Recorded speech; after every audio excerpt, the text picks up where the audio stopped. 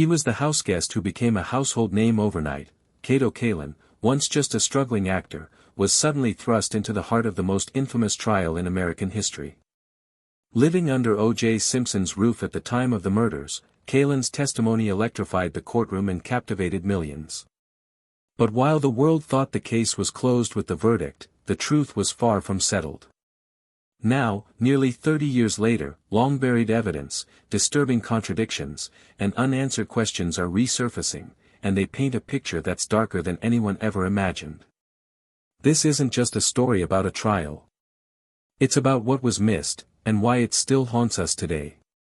From hushed conversations behind closed doors to key evidence buried beneath decades of media noise, a far darker truth is finally emerging, one that shatters the glossy courtroom narrative once broadcast into millions of homes. This case is no longer just a question of guilt or innocence, it's about the pieces of a puzzle that were ignored, suppressed, or deliberately swept aside. Because the mystery of O.J. Simpson, once thought resolved, might finally be unraveling. And the reality it reveals is far more unsettling than anyone dared to imagine. June 12, 1994, began like any other summer evening in Brentwood, calm and unremarkable. Nicole Brown Simpson had spent the night surrounded by loved ones, unaware that it would be her last.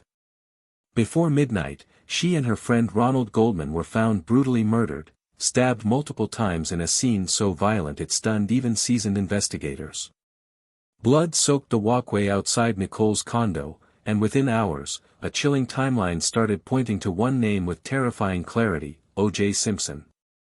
The connections were not just circumstantial, they were eerily exact, hinting at a deadly truth that may have been hiding in plain sight all along. Around 10:15 p.m., Nicole Brown Simpson's Akita let out a series of haunting, high-pitched cries that pierced the stillness of the Brentwood night. Neighbors, including Pablo Fenges and Stephen Schwab, would later describe the sound as desperate, panicked barking that drew them to their windows. Many believe it marked the exact moment Nicole was attacked. Just moments later, Ronald Goldman arrived at the property, likely walking into an already horrific scene. In that instant, chaos turned deadly. The brutality that followed would ignite one of the most explosive criminal cases in American history.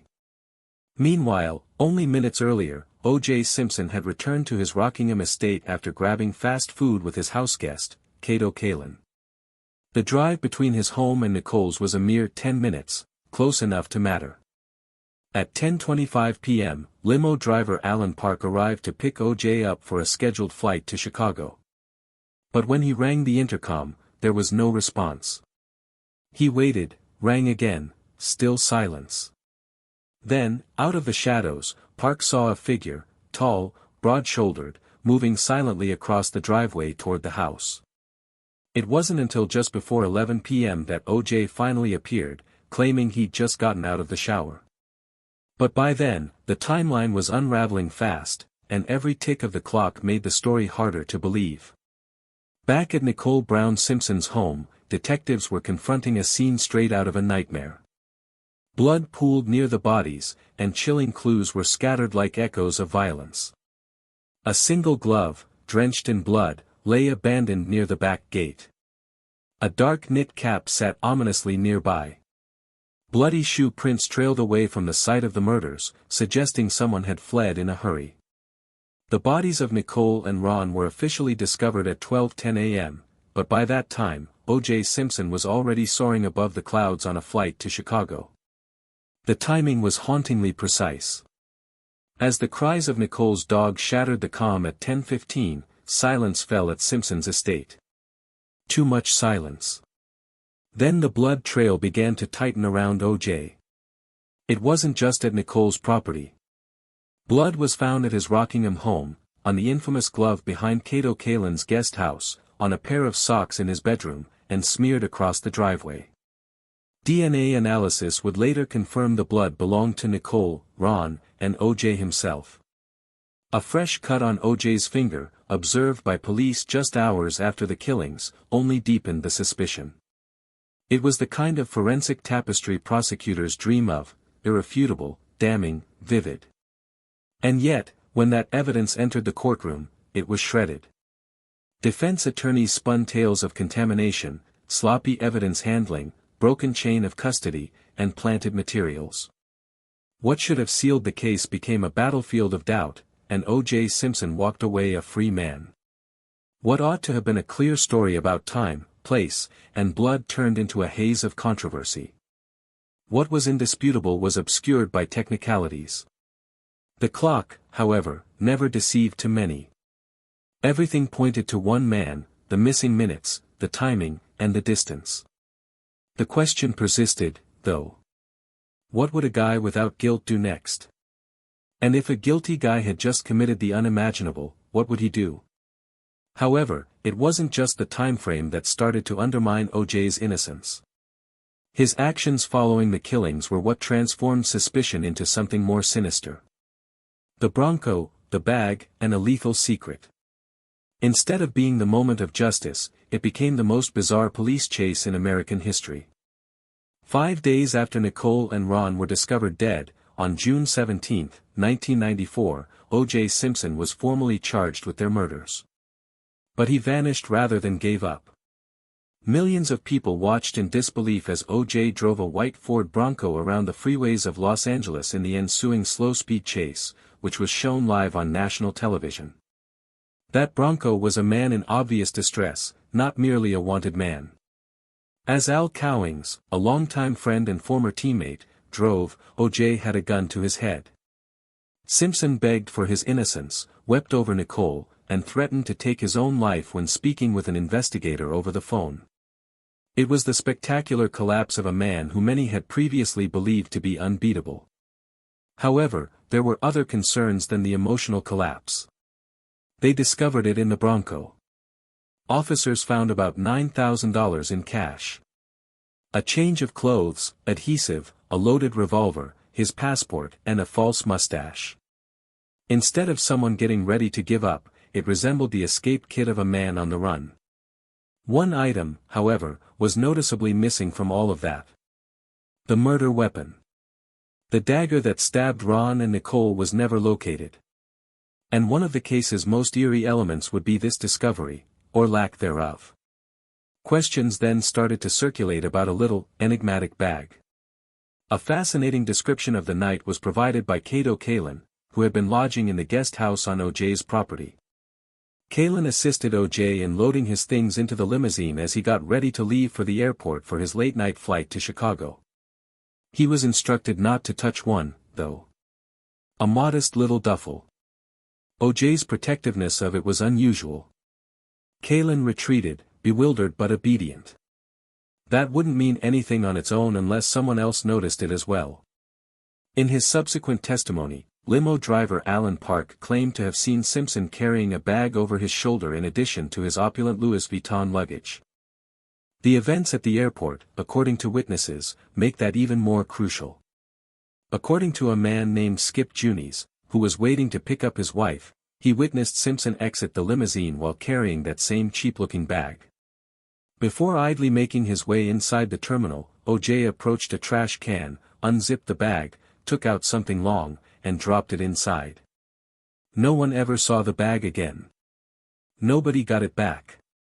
There was no report submitted. And whatever was in it, whether it was the murder weapon or nothing, vanished undetected into the Los Angeles trash system. Ask yourself this now. When every other bag was checked in or carried on, why would a man going to Chicago for a planned business trip throw away a duffel bag in a public trash can by himself without anyone noticing? And why did nobody in his immediate vicinity recall ever seeing that bag again? It was more than suspicion. It was nearly a surgical procedure. This bag subtly disappeared from the storyline during a court case where the DNA, the chronology, and the motivation were all being contested. However, it was the one piece of evidence that many believed could have put a conclusive end to the case. O.J. didn't simply leave the murder scene if the weapon was in that bag. Before he boarded his aircraft, he tossed aside the truth. And he would come very close to admitting more than once. Why did O.J. not just come forward if he was concealing a weapon? Because according to some of his closest friends, he almost did, as we'll find out shortly. Dreams, confessions, and broken friendships. The individuals closest to O.J. Simpson started speaking long after the verdict, after the media frenzy had subsided and the courtrooms were empty. Not jurors or reporters, but allies and friends. Slowly, the very people who had supported him during his most well-publicized trial and who had previously thought he was innocent started to rethink their minds. And when they did, more than just suspicion came to the surface. It was chilly. It was intimate. Additionally, it occasionally sounded perilously near to a confession. O.J.'s sports agent Mike Gilbert had been more than that. He was a confidant and buddy who had assisted him in managing his reputation and business dealings for more than 20 years. Gilbert stayed quiet during the uproar and stayed close to Simpson after the trial. But as time went on, something changed. Gilbert made an announcement to the public in 2008 that startled even seasoned doubters. He asserted that O.J. had admitted to the killings. Gilbert claims that Simpson made the confession late at night while intoxicated and experiencing emotional instability. He wasn't crying. He was not a showman. He was aloof and icy. The moment was brutally clear in Gilbert's memory, and he described it as distinctly real. Although O.J. hadn't explicitly stated, "I slayed them," the truth was clear from the manner he spoke and the things he didn't say. Gilbert's allegation was not intended to make him famous. He had been in O.J.'s inner ring. And it was haunting him now. He wrote a novel that included every awkward detail of that incident because he was so disturbed by it. He wasn't alone, though. O.J.'s personal friend and former LAPD officer Ron Shipp also broke ranks. At first, Shipp had provided testimony on Simpson's favor. But uncertainty began to creep in. Then he had an unforgettable chat. Shipp questioned O.J. directly about his hesitation when the police pressed him to take a lie detector test in the days after the killings. Simpson's answer was unsettling. "I fantasized about killing her." Later, Shipp remembered how chilly and unsettling that moment was. It was more than a nervous slip. It was an insight into O.J.'s thoughts, a window into the remorse that had been hidden for years. The term leakage is frequently used by psychologists to describe these kinds of remarks, which occur when the subconscious, even when disguised in metaphor, cannot resist coming to the surface through confession. It didn't sound hypothetical to Shipp. It sounded like regret that had been distorted into a dream. Shipp's previous awareness of O.J.'s relationship with Nicole added to the ominousness of that occasion. The bruises were visible to him. Nicole had personally showed them to him, confiding in him during one of the several instances of domestic abuse. Pictures, puffy eyes, and cheek bruises. They weren't hearsay. They were cases of abuse that were documented. O.J. didn't argue when Simpson was confronted by Shipp about it. He didn't yell. He did not refute it. For many, the quiet spoke for itself. It created a pattern of control as well as physical aggression. Unpredictability and intimidation. O.J.'s dream about harming Nicole wasn't the only one. He'd done it before, several times. For the people who knew him best, the man who used to run through airports in ads as America's football love was now a stranger. Not a pretty star. Something sinister, not an icon falsely accused. And it ceases to be conjecture when even your closest friends and family start to retreat out of fear or remorse. It becomes a revelation. Even still, it's not the most horrific part since, as we'll see, O.J. himself would eventually write a horrifyingly detailed account of what transpired. The disguised confession. O.J. Simpson was already associated with one of the most divisive homicide trials in American history by 2006. The public was still divided not only between the guilty and the innocent, but also between those who thought justice had not been served and those who thought the judicial system was still in place. Therefore, there was an instantaneous and dramatic reaction when word leaked out that Simpson was publishing a book called If I Did It. It was presented as a hypothetical story at first glance. However, the contents of those pages didn't seem merely hypothetical. The book's icy accuracy startled many from the first chapter.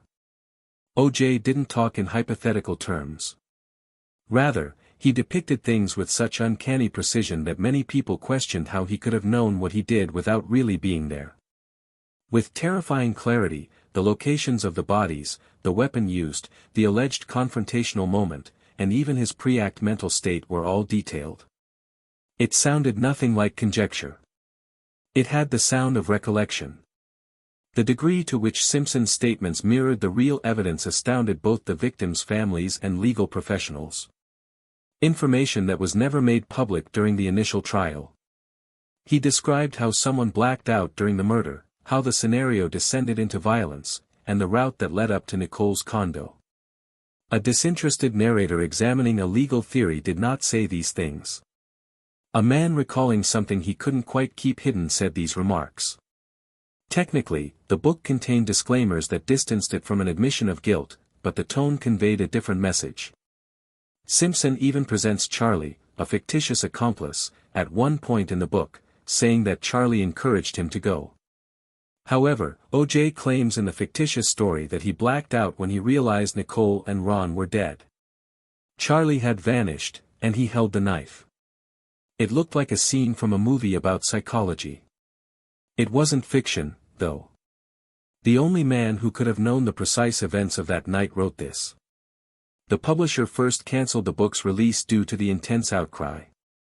However, in a bizarre legal turn of events, the Goldman family received the rights as part of their $33.5 million civil lawsuit. The word "if" was reduced to tiny font in the book's title, which was visually changed when it was eventually released. The bolder, broader title, however, just said, "I did it." The symbolism was evident to many. The book continues to be one of the most contentious works of post-trial media ever created, despite the fact that its revenues were given to the Goldman family.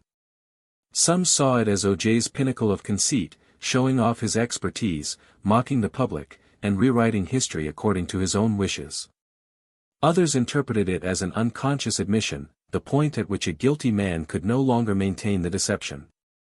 Because O.J. was suddenly far too at ease recounting a scene of two vicious killings in his own voice after more than 10 years of maintaining complete innocence. And not only the violence, but also the feelings, the ideas, and the unsettling silence that ensued. The goal of the book is still up for debate among legal scholars. Was it a guilty conscience wrapped in fabrication, or was it a legal loophole intended to clear the air? In any case, it made an indisputable discovery. O.J. was now the sole one in charge of the story, and the distinction between story and truth had become hazy. Some people think he didn't. And according to one theory, there is someone who is even closer to him than Nicole was. The startling theory of Jason Simpson. Despite all of the suspicions that surround O.J. Simpson, one hypothesis remains persistent. One that puts his own family in the center instead of the accused. Jason Simpson, O.J.'s eldest son from a prior marriage, is at the heart of that theory. It was not produced in court and is not a part of the official inquiry. However, for more than 10 years, private investigator Bill Deere has been collecting papers, interviewing people, and developing a contentious case that raises some very troubling questions. That O.J. may have concealed the killings to protect his child, and that Jason, not O.J., may have been the murderer. Hearsay isn't the only basis for Deere's theory. According to his book, O.J. is guilty but not of homicide. Jason was 24 years old when the murder occurred and had a history of violent outbursts and mental instability. Deere discovered that Jason had previously been arrested and placed on probation for using a knife to attack his boss. Additionally, he had been diagnosed with intermittent rage disorder, a psychological disorder that results in erratic and severe angry outbursts. The image starts to change when you include the information that Jason supposedly stopped taking his antipsychotic medicine shortly before the killings. Bill Deere didn't confine himself to past instances or medical data. He located a number of Jason's ex-girlfriends, and the tales they told revealed a troubling trend. According to one lady, Jason reportedly threatened to kill her and threw her into a bathtub during a violent outburst. Another claimed that in a fit of jealousy, he had pinned her down and chopped off her hair. These were not isolated outbursts of annoyance. They indicated that the individual was experiencing violent urges, especially when they felt emotionally cornered. However, Jason's alibi, or lack thereof, was what really took Deer's theory from speculative to serious interest. Jason stated that he was working as a food prep employee at a nearby restaurant at the time of the killings. However, everything didn't add up when Deer got the time card from that evening. Given that the restaurant used an electronic timekeeping system, the handwritten nature of the card was a serious red flag. Unless there was something to conceal, why would someone falsify a handwritten time card? And then there was the knitted cap issue. Before June 12, 1994, Jason was photographed wearing a dark knit cap that was almost exactly the same as the one that was discovered at the murder site. Both those pictures and the cap itself appeared to disappear after that night. Deer thought Jason had the resources and the disposition to carry out such a vicious double killing because of his physical size, his demonstrated skill with a knife, and his problematic past. What role does O.J. play in this, then? According to Bill Deer, O.J. either found out what Jason had done or got a call from his son in a hurry, which is how he got to the site after the event. O.J. took charge instead of Jason being charged with homicide and possibly imprisoned for life. He cleaned up. He shifted the evidence. He became the target himself, the only way he could protect Jason. Many believe that this theory is implausible, circumstantial, and devoid of the kind of concrete forensic evidence that would establish Jason's direct involvement in the crime. Deer's work has been criticized for being sensationalized and relying too much on rumors. Indeed, Jason Simpson was never charged, listed as a suspect, or subjected to the same harsh interrogation as his father. Still, Deer's theory touched a nerve. It cautioned a deeply human purpose, a father shielding his infant, even on the price of his own freedom and popularity. And it would give an explanation for loads. O.J.'s weird behavior within the days following the homicides, the Bronco chase, the almost calculated decision now not to show himself in, the overwhelming silence on sure questions. If O.J. didn't commit the homicides, but knew who did, and that individual became his son, it would forge the complete case in a frightening new mild. Yet, even this concept, if proper, does not clean O.J. of involvement. At the least, it implies he was an accessory after the fact, and at most, it still places him on the coronary heart of the cover-up. In both cases, the mystery deepens. What in the long run kept O.J. out of prison wasn't his son or lack of evidence. It turned into something a ways extra systemic, rooted in race, strength, and the shattered accept as true with among a city and its police pressure. Race, police, and a historic trial. By the point O.J. Simpson's homicide trial commenced in 1995, the USA wasn't just looking a courtroom drama. It turned into status at the crossroads of race, justice, and countrywide identity. The metropolis of L. became nonetheless raw from the 1992 riots, ignited via the acquit of 4 LAPD officers caught on digital camera beating Rodney King, a black motorist. The photographs of that brutal assault and the fact that it went unpunished left deep scars. In that second, faith within the justice system among many black Americans shattered. So, while O.J., a beloved black movie star, stood accused of slaying his white ex-spouse and her friend, the case fast became extra than only a query of guilt. It became a symbol, a flashpoint. And Simpson's defense group knew it. They didn't simply defend O.J., the man. They made him the embodiment of every black defendant who had ever been centered, mistreated, or railroaded via the LAPD. The court docket had become a level not just for legal arguments, but for a broader narrative of institutional racism. At the middle of this firestorm was LAPD Detective Mark Furman. He turned into the officer who located the notorious bloody glove in the back of O.J.'s Brentwood estate. The glove that prosecutors argued was worn throughout the homicides. However, then got here the tapes. Foreman had been secretly recorded years in advance spewing racist slurs over 40 instances in a single communique. And worse, he had lied under oath when requested if he'd ever used such language. All of a sudden, the prosecution's megastar witness had grown to be the defense's best weapon. If Foreman lied about his beyond, could he have lied about the evidence? Could he have planted the glove out of bias or revenge? Could a man with openly racist perspectives be trusted with the integrity of the investigation? To a jury composed mainly of black jurors, the questions were not simply hypothetical. They were non-public. The trial had shifted from one of murder to certainly one of motive. Now not whether or not O.J. had a cause to slay, however whether or not the police had a cause to border. This wasn't a rely of guilt or innocence in the traditional sense. It became about affordable doubt, and the protection played it masterfully. They pounced on every procedural error. DNA samples that had been mishandled, vials that were improperly stored, proof that were left in hot vans. It wasn't that the evidence failed to exist. It turned into that its integrity can be challenged. The strategy labored. Despite blood evidence linking O.J. to the crime scene, notwithstanding the cut on his hand, the path of blood, the glove, the sock, the protection forged simply sufficient shadow to blur the statistics. In just beneath 4 hours of deliberation, the jury reached a verdict that could echo via history. Not responsible. For plenty, the trial's outcome became a moment of vindication. No longer for O.J., however, for black people who had spent decades watching the gadget fail them. To others, it changed into a lovely miscarriage of justice, one that uncovered how a way's emotion, history, and public perception could override tough science. But the tale failed to cease there.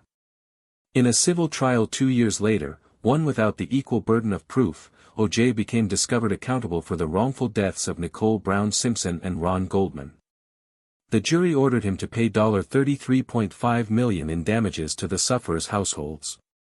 It turned into in essence a criminal contradiction, no longer guilty in crook court, however accountable in civil court. This duality left the state break up. Did O.J. walk free because he was harmless or because the system had something larger to show? Race, rage, and media spectacle had all collided in that court docket. And for better or worse, they changed how the United States might see justice for all time. But, there is nevertheless one haunting free give-up, one piece of evidence that in no way resurfaced and can nonetheless keep the final reality. The murder weapon. What happened to the knife? In a case overflowing with theories, testimony, and media noise, one absence speaks louder than something else. The homicide weapon, the knife used to slay Nicole Brown Simpson and Ron Goldman, turned into in no way observed. Now not at some point of the investigation, not at trial, no longer even in the years that followed. That isn't only a curious hole in evidence. It is a black hole in one of the most heavily scrutinized murder cases in American records. And in spite of the entirety we realize, that missing blade continues to hang out this example like a ghost. No one can lay to rest. In contrast to different elements of the case, gloves, blood samples, footprints, DNA, the homicide weapon become never accounted for. Prosecutors presented theories. The defense solid doubts, but no knife was ever submitted as proof. And yet, the injuries told a clean tale. Medical examiners concluded that each Nicole and Ron had been stabbed repeatedly with a single-edged blade, a weapon able to causing deep, unique accidents. It became now not a crime of misunderstanding. It turned into close, private, brutal. So, wherein did that knife pass? We again to a moment that's been mentioned, however in no way completely resolved. The mysterious duffel bag O.J. carried on the night of the homicides. More than one witnesses gave strikingly comparable money owed. Alan Park, the limo driver who picked up Simpson at his domestic, noted a ordinary small bag that O.J. clutched protectively. He stated it stood out no longer due to its look, however due to how O.J. acted round it. He would not permit all and sundry else touch it. Cato Kalin, who helped load O.J.'s luggage that night time, noticed the same element. Whilst assisting with O.J.'s usual bags, he reached closer to the small duffel, handiest for O.J. to stop him. Kalin later recalled how strangely guarded Simpson became over that one item. And it wasn't a dressmaker bag just like the others. It changed into reasonably priced, nondescript, effortlessly forgettable. That is what makes what took place next so traumatic. At the airport, a man named Pass Junies witnessed O.J. sporting that same bag. He wasn't conserving it casually. Consistent with Junice, O.J. walked far away from his bag's handlers, approached a public trash can, unzipped the bag, and pulled out something long. He dropped it into the bin and walked off like not anything had came about. The results are chilling. Trash bins at airports are emptied regularly, often before dawn. If the homicide weapon become interior, it may were incinerated within hours, earlier than police even knew what to search for. No search warrant may want to retrieve what now not existed. No forensic crew could study evidence that had been deliberately erased. Years later, this moment takes on new weight. Because if that duffel bag virtually held the knife, and O.J. knowingly disposed of it, then the mystery isn't always a thriller at all. It is a preference, a planned, precise movement to erase the maximum incriminating hyperlink among slayer and crime. And in doing so, Simpson may additionally have unintentionally showed what millions already suspected. Destroying the weapon might have helped him evade conviction, however it additionally painted a clearer photograph of guilt than any glove ever could. Not only a guy with something to hide, however a person who knew precisely what had to vanish. New interviews and re-evaluated testimony continue to point return to that lacking knife, not as a sad oversight, however as a planned cover-up, the final piece, the object that might have sealed the case. And for all of the questions left swirling inside the aftermath of the verdict, this one might be the maximum damning. Due to the fact once in a while it is no longer what is located that well-known shows the truth. It's what never turns up at all. So maybe the thriller isn't always definitely unsolved in any respect. Perhaps the reality has been right in front of us for 30 years and we simply did not want to trust it. The O.J. Simpson case may additionally by no means be formally closed, however the weight of public proof continues to grow heavier. Turned into it O.J. by myself? Did a person assist him? Or turned into he overlaying for someone else? If this video challenged what idea you knew, ensure to like, comment your theories, and subscribe for more deep dives into unsolved cases and stunning truths. And do not omit our next video, wherein some other so-called closed case may simply be anything however.